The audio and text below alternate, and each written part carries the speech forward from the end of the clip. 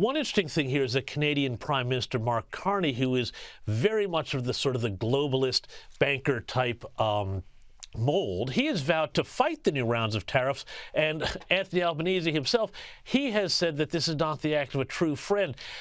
Do you think any of this condemnation from world leaders will hinder relations with Trump, or are these guys going to wind up having to come to the table simply because their own economies depend on it?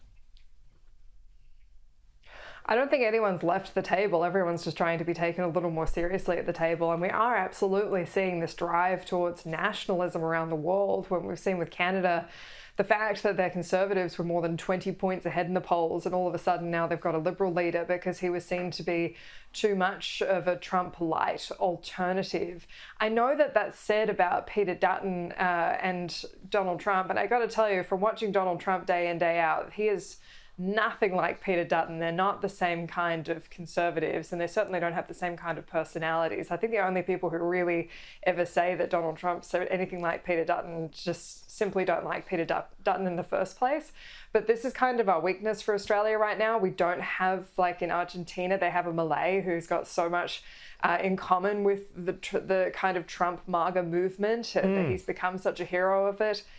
We're not on the out, we're not on the in, and this is just kind of the tricky thing is you can harangue them for a phone call all you want. You get on the phone call, then what do? It's not necessarily going to be in our interest even to get Anthony Albanese on the phone.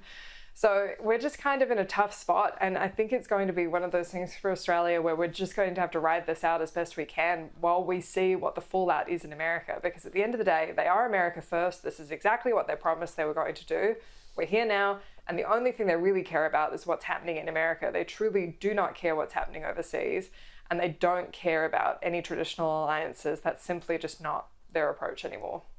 Wow, fascinating shift in the global tone here. Hey, I want to stick in America, though, with another move here. One of Trump's latest executive orders requiring, get this, proof of citizenship in order to be able to register to vote. Didn't sound like this is a completely crazy idea to me, but the Democrats here, they're not buying it. Here's Democrat House Minority Leader Hakeem Jeffries outraged over this. In that referendum in Wisconsin, then you should have brought the SAVE Act, which is a voter suppression bill that we strongly oppose, to the floor this week. You could have done it. Could have done it today. You could do it tomorrow. We dare you to bring the SAVE Act to the floor. We'll have that discussion. That's voter suppression. Now, basically, the implication here is that proving your citizenship, that's voter suppression. This seems like another one of those 80-20 issues that Trump is going to wind up forcing the Democrats to be on the wrong side of. Well, look, yes and no. I completely agree that voter ID, it's been completely overblown as being a voter suppression issue when, frankly, anyone who is voting should have to prove their identity as they do it. We know that otherwise you're just leaving yourself open for so much to be taken advantage of in the system. But most Americans, we also know what we're talking about 80-20, most don't have a passport. Many Americans will never travel out of the country.